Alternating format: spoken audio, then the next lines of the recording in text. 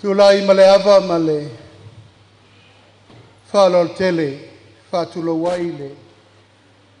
A whia whātupu o le tino pa ia o Jesu Keriso le Eukaristia. O le atua le tamā, le atua le alo, ma le atua le ngangasa.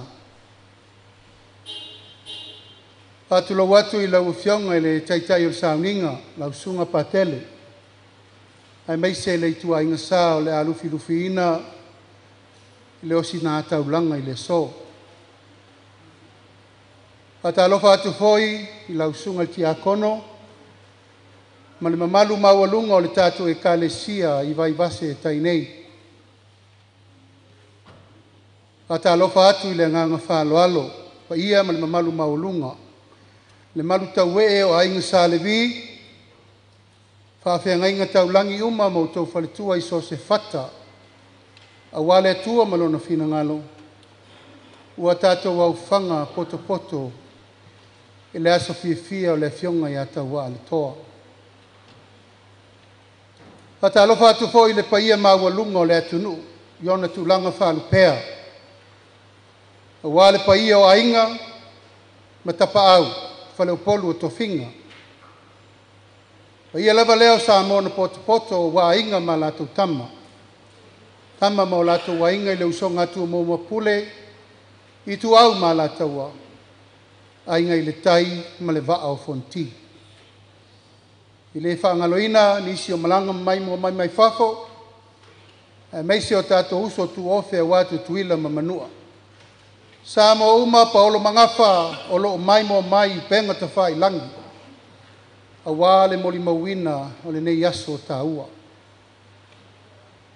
Patu loi ma le fatu. Nalu ni we matapu o taota e fio ai le matua I ato whai ono. Asin patu fuata mo na ngafa. Ai mai se pa ia o le whale vai maunga. Patu lo fo I sinave ma unu matua tua walo sina ma le vai na le lepa. Foi fale o sale valasi o pa ia sa ma fai ngā nao le ele nei. Tupua ma nona tapu a whanua. Malai fo I ma ona leo a malai. Pata alofa atu fo il pa ia o tātou a inga uma. Tātou tūtau langi uma wā mali le ngoi ma le fale atua. A ua fionga le sao wha al toisu mai lau sunga tui la epa ma le nai tū o le tātou a inga. Ia vo le tātou a inga mai sala fai. A wala vea le li o le tūm to o finau. Ia tai nane le pa ia o ainga sa atpua ma ainga sa mali atua ma le malu whāto. Ia vo to tātou polo tū e malu ai le so a wale pia uwha mawai. E meise tu e sauninga wale pa ia le ainga sa le balasi. Ia ma le lato vaa e tau molasi. Tango ma le nai tū o le tātou a inga vai ane le fionga ile. Tau se li, le fionga ia whaasala whai, e meise le whanau pele.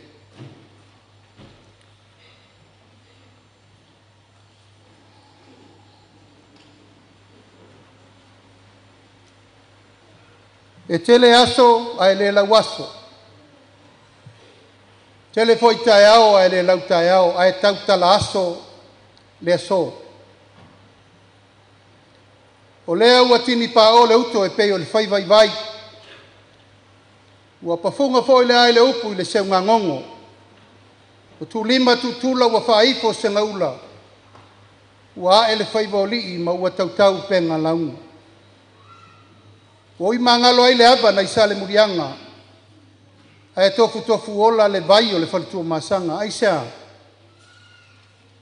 Ua fai le pule a le ona mea. E le sili le ipu o mea I lima na whaia.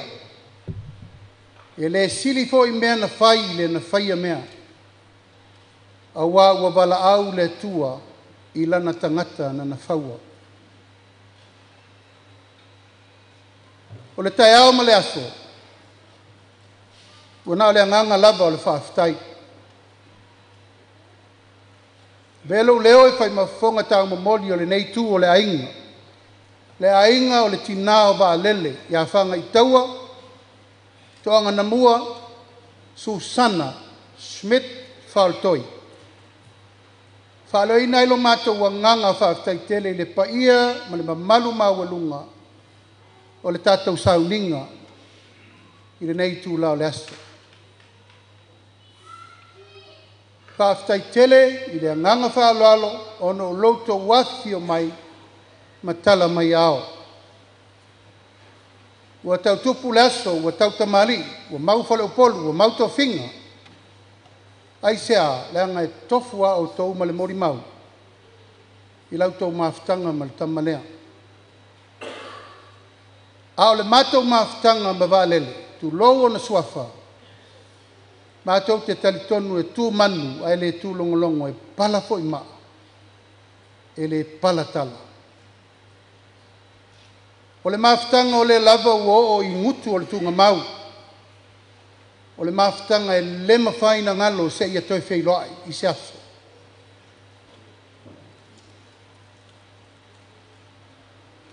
Tawa al toa, o le lona lua o le whanau a Susana ma whale toi. Ai ulu matua i tama.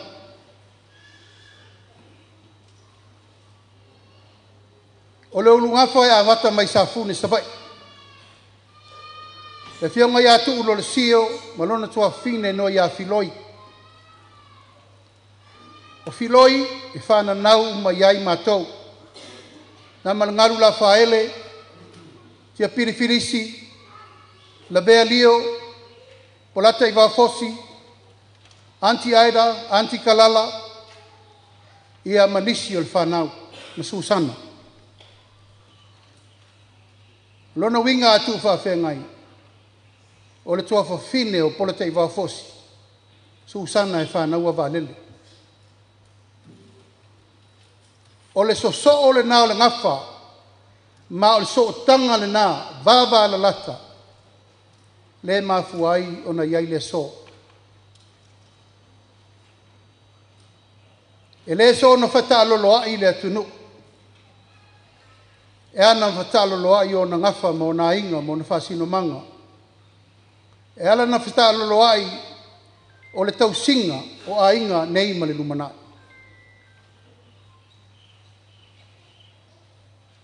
O vālele,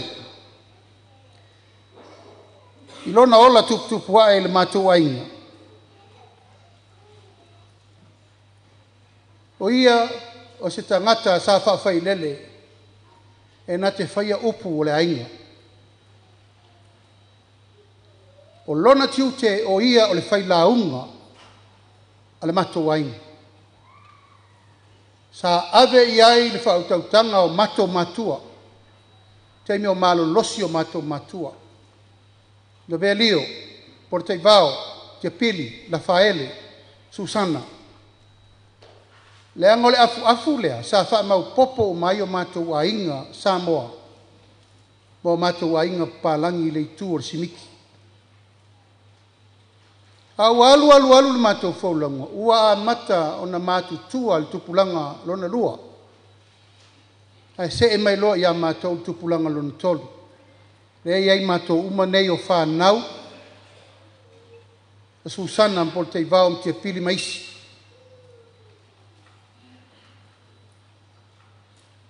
Na whaamatai uma mātou le tasiva fitu. Pato asuru 5 o tausanga. E 5 tausanga ma te ese mbalele. Asalemo, Lio, Keneti, Pio, Eti, Te Atala, o mātou uma. Tasi iwa fitu. I le anganga o mātou matua. A matatu i na fofoa leo lango le tausi ainga. Mai loa fai mea iei le mātou teimi, e matu lato. Ai o mai lato e tau avele ainga, ai o mai mātou e tau avele ainga mo le numana. O lona suafa mo mua na wha suafa ai ele ainga sa porta i vau i whangai. O atu mavi. O le suafa ri. O le ainga sa ingoa a leise porta i vau. O le atu mavi e whea ngai ma le asi ma vanga nā ma tongai. O lona suafa le nā na tuu iai e le mātou ainga i whangai. Le mātou ainga i whangai e le suafa porta i vau. Sa tausi ai e wesa porta i vau vālele. Asau nei ava alele ia whautoi ma susana wa matua. Ai sa tausi lona tina le alo por te iwa livi ia wesa. Tamalea. Ma ina fo ilona o langa, sa fo foa ilona soifua. Tau tala la i menei ma tau te vavai ai. A tupul fala belave, po le matou pito sa moa, po le matou pito a whakasi. Mātou te muri muri tai uma i mea whai mai ei whātua nunga leo mātua. Te bea lio, por te vao, pe sta seko, ma lesi vaenga umo le ainga pe a whapetu whatasi. O le matafa ioi, ia tau ave le ainga i le me ngata ai le maualunga. So se mea, sao ngā mea, me uma ma so se whatasinga. Pe a whape o i tūlanga, whalawe lave, me uma tupu. Ina ua mawai o mātou mātua. Se e mai lo le mātou au ngā tupulanga le teimi nei. O ina, na pine wha mau ai loa, o tau wa, o ia na taita ia uma mātou, uma lava i la loifo. Wa ua maliu por tai vau a Salemo, o le lainga nai lunga. Maliu Sarah, maliu Pale, maliu Songi, mali liu isi o le mātou au ngā tupulanga. Ai to toia ina o mātou ia to toru o leta i ta ia le au tau le teimina nei. Tuila e paeti, fui ava i liri se nio, unasa pio, unasa keneti, ea mawa lele le watu. O le tiute la le whai la unga o le mātou ainga, wana o le sao lava o mea, ai ai uma i la tau te whatu peina uma me nei. Whawasenga ai le tiu te whai ma me uma, e le ngata le mātou ainga sa moa. E whapena fo ilo mātou ainga a whakasi sa fotu le simiki. Sa tai fono, ma perestene, i le wha mau popo ino mātou ainga uma nei e lua, mai maliu nei lava. O ia o lo tai fono ma vea ma tai o le ainga ilo mātou i tu sa moa mātou. A o le tu le simiki, ua wha ma vai o na wale malosi, lona tino, ai au tau aveina le taitei fono i le tūlanga o le tau aveina o whalawe lawe lo mātou i tūpālangi.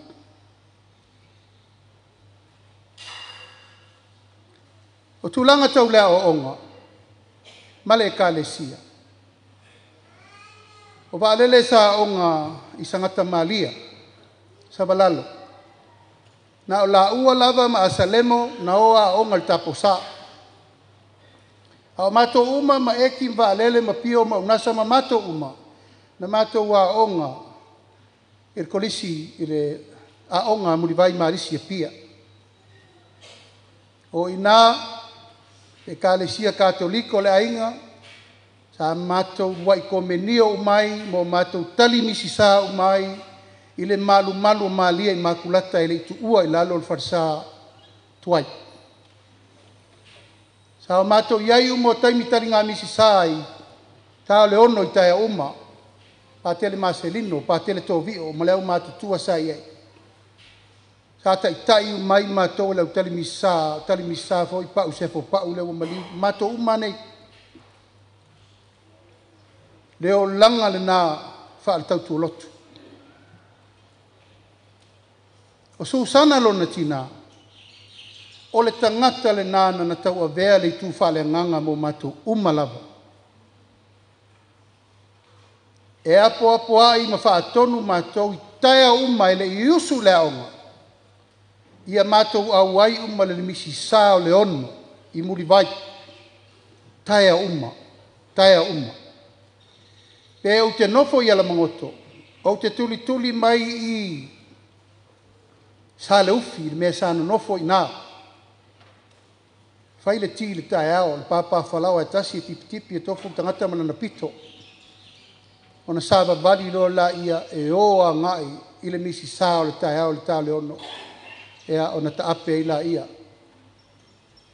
A wā o onga mga alwenga. O ta wā, ta whaatasi atu le fionga ia whaasala whai. O le tangata wana filifilia e tausi lona soifua ma lona ola i leo langa lenei. Ao mātou upu masuanga whaatama i aso ia. Tā mātou teletera noa i lava i tūlanga whaatama. Ia po waile kenge lea, a waile angongofo ma lea. O hai o lea whaatasi ma lea. O mātou whiu atu vesili a tau waa. E le pisa tau waa po aisi al pe. Ai whatua mātou loa muli muli. I tangata waa lofa i eita waa. Ina ua whaia mātou pasi e whewa i le pā. O ina na mātou vai ai loa, ua tasi le fina ngalo tau waa. Ua na o salafa alo na manatu. O salafa e nofo i tua le pasi. Pe tumu le pasi, e ofua uma a ufanga le pasi le pā. Ma na i ua i lava ina wha pine le la ainga. Ua wha atasia i la ua i le lofa maleanga le leio le atua. Lewa iailo la aingi le so. O le whai ponga, o au sa ua usili. O au sa vea ma ua usili le la aso fifia. Ma o nei teimi umana mata mai ai, e leo se ta ngata whaingofi. Aisea, o le tangata na matua i mamafa i ai le fue o matua. O asalemo, matawa o tangata ia sa tua ia i le fue. Fue le velio, fue por te vao, ma le fue te pili. Ona fa solo mai leo le fue na la tou lalo ia matou. O le aulu matua e folo uma i fatonunga i fayatu. Mai le velio o mai na o e fai pa moa mal pa poa. Tai mulinu, sa matou wo mai. Tai e va lele ma salemo. Ma o te o mo e whawhanga pua, ea ma va aile whale fua moa. E isi a te li o solofa nasa i tai e tama ngoia i a kopo.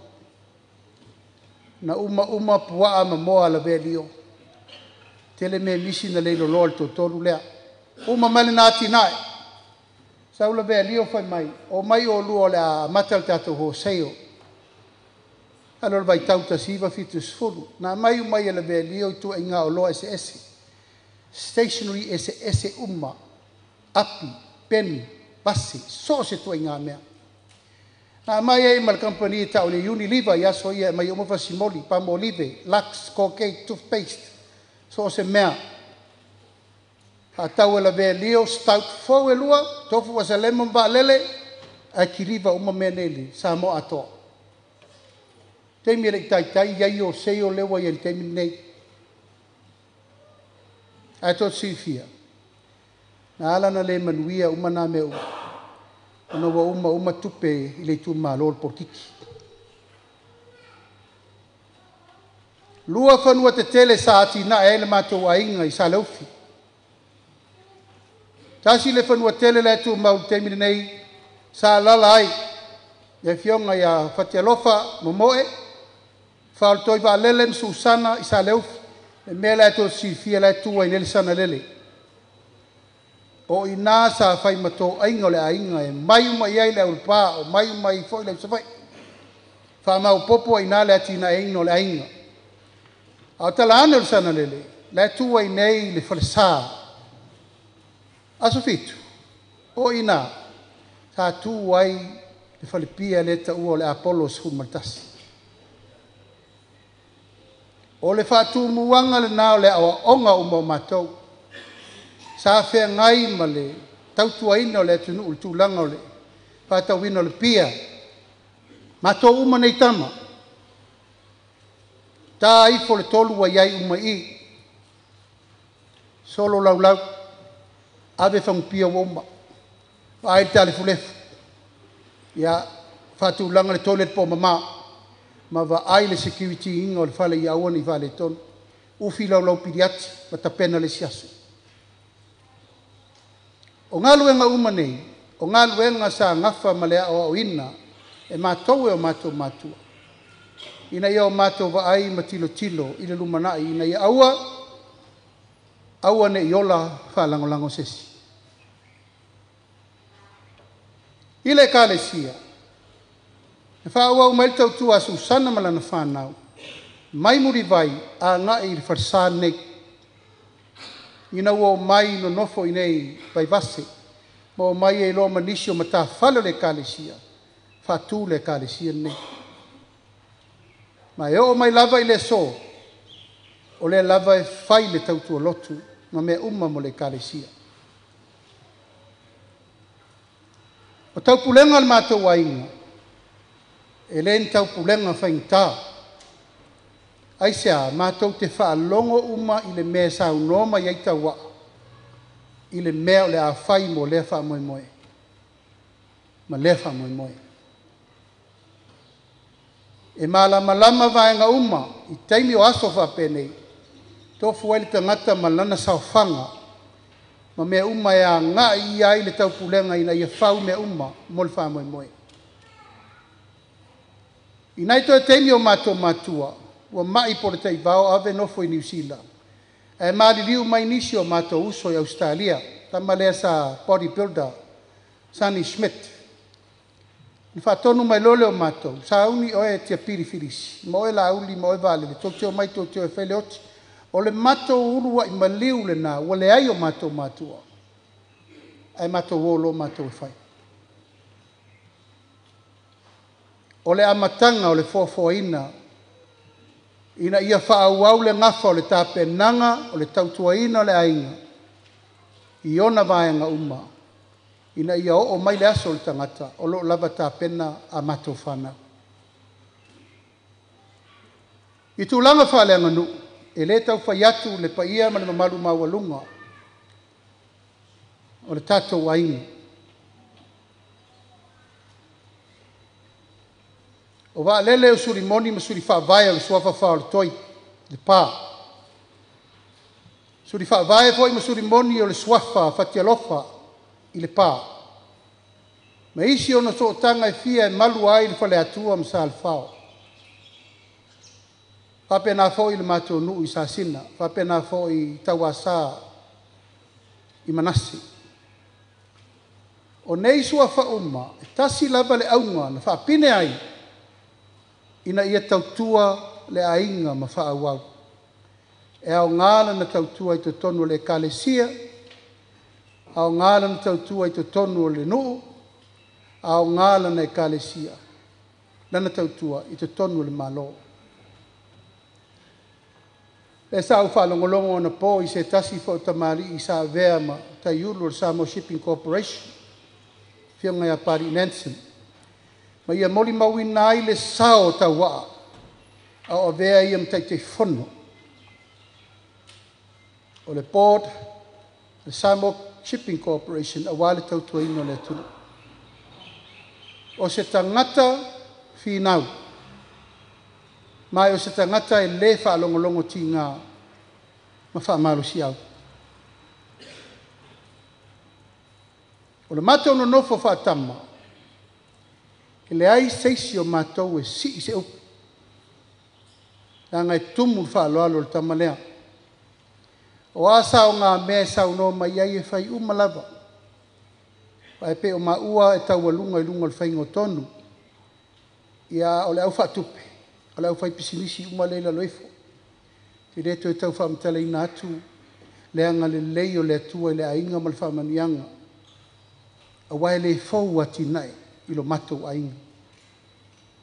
E matou feola i folava, o matou vava ai i ngā luenga o matou matua. Sa tautua i le atunu. Sa tautua i le malo. Sa tautua i fo i le kālesia. I tūlanga tau puwhai o malo. Wau sa auni o te alu tofi whai pule.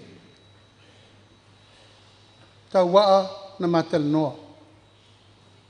O vea tu uso. Ua whaatonu wa ue luk tamā. Au te sauni e tau abe le lekesi o le ainga. I upu whai o malo. E au te manatu. E tau tato o uma. E re tau na wanu na wa. Tau tato o uma. E wha meme al tala tau wa e tau. Alu oe mo mua. Whaatu ahe o rua mtu i lepa. Alu oe. Mo e. Hatu lau tala ata wa. E te silafia o e matui la epa. E ma losi lo tu tam tau. Ma losi lo tu tau vale. E mai lale wingo lau tala. O le tu lo tama. Na fo isa au. Fati alofo mo e minista. Ma le ngafo le pale mene o mana fa fola. Le tu le na lo tama. Au le tu lo tina. O ma foi na au le tu lo tina ya tato o malava. A mata mai atu lo le sia. Tia pirifirisi. La vea lio. Pola tai va fosi. O lona winga. E ma lo sia tu o e acha. Fe mel tala tawa. Mua o e. Ai se taimi ona tatu fatasi lea.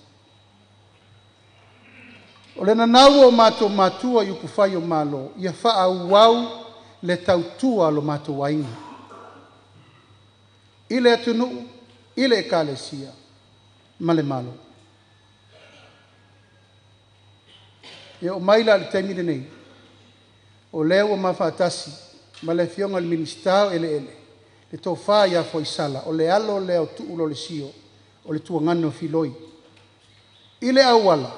O le wha au wina. O le tofi o le ainga. I le parlemene. O manatu la vai o upuia. I le sauninga le aso le nei lango le mai moa. Matapua i le tunu.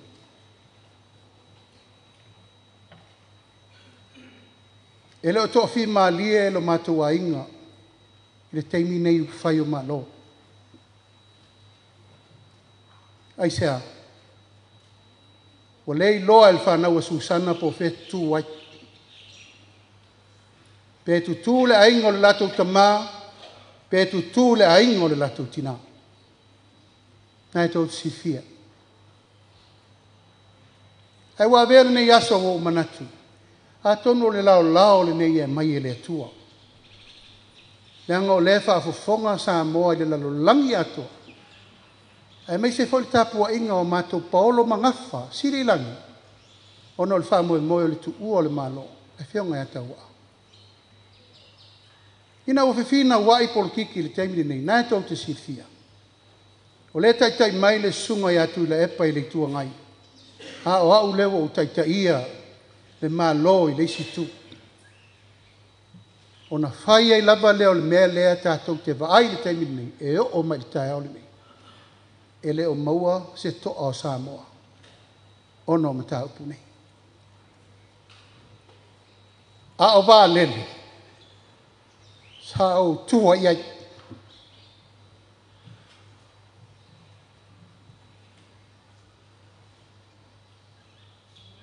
Tā al pāles na veao. Hetua mai. Mantu le epa mseni o tato taranoa. O a tato wa inga toi fai. Sila Samoa. Tava ai Samoa. Pea o tātou ainga le os. Pea le ainga lau tamā. Pea le ainga lau tina. Lai mai moa le tunu.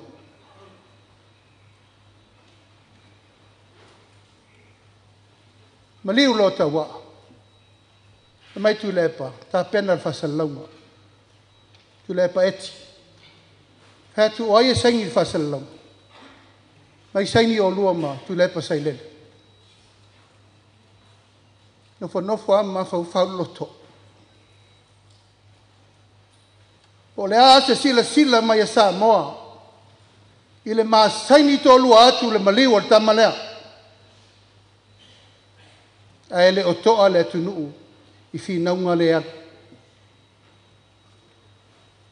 No manatu fo i le to iei se isi teimi mo moli atu ai le vala lea. Ai sea. Ha whai o le walu tangata na o malu ai whafo. Ma o malu ai whale. O tauna whai se fua ni tau pulu nei. A lai loa sa moa ilo lato manatu. Ma le lato vava ai mai. E le ese le pā. Ese le mato nofo atu. Tauna whai se awala. O fōla mea ai ni taupu nei.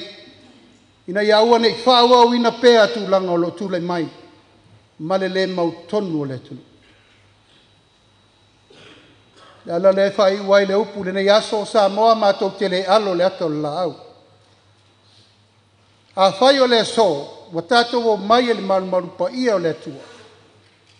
Tātou te ave whaatasi le tātou taulanga a wata wa lea. Tu le pasai lele, ia tanu i nei. O lau te talo lea, ma lau whaololo maau lea. Ia tanu i nei, i le aso le nei, mea ia e whai taimi nei le tunu. Te whaafofonga pea i la upu ma lau tala le si ia se upu, ona lea, tumu le whaaloalo. Tumu le ava. Ona o le tātou vāna nofo nofo. E mei se ainga, tā te oa le tunga mau whau. O lau tala lea, ma o le tau tinonga fo i lea, ma le tau tinonga wha malulu atu, pa ia lau walau lia, ma le mamalu maulunga o sa moa, poto mai le nei aso. O le lau pepa fau le nei, lau fionga le sao wha le toi, ma le nai tu o le tātou ainga, a whai wa salauta, ia tonu pētai. Ai ta mata maulanga lai tāpua i le atunu oai, o le tātou ainga, tātou tino, tātou toto, ma tātou ano, lea wa alu tau wa alitoa. Halu ia mani wha le tonu. Ai tātou fotua i mo le lumanai. Mea uma mo le wha wawina o le tautua ina o le atunu. Pātai mo ngā luenga uma le nai tu o le ainga sa whai mo le atunu. Lau sunga le taitai o le tua ngai. E le lilo lau tautua mo Samoa. A le ale me wo o iele nei teimi ma le whiriwhiringa ma le whātuatuanga wa mai e te la fo maila i o lau whātuatuanga. Fua se moe fau. Ma se tari tonunga o tātou e fō la mea a wāli sila Samoa. Tāwhtai whai, lau sunga ti a kono ma le mamalu le kālesia, lau whionga le rifai pule a iolupo, e maise le tātou e kālesia, ma malofa i le whaiva. Tāwhtai lo tō ono sai, tāwhtai fō le tau pulenga o le tātou a inga i mea umalava, ma le tātou e kālesia. E nei e wha wau pēle ngafa ma le tau tua le a inga ma le wha naua susana i te tonu o le tātou e kālesia nei. Alo whangia le tua le whainga malanga le tamai ata wa. Alo whangia le tua ina ia malu ma tātou wheloa i se aso a wā le wala upaia. Salafa ia maua le loto tele e mai se oe ma le whanau. Tai nane fo i le lo pa olo mangafa tango ma le nai tu o le tātou a inga. Tātou te le tonu, tātou te wheloa i se aso i luma. A wā fo i le wala upaia i so sesi o tātou o wā o ia nei. A sesi o tātou tai au manuia sauninga.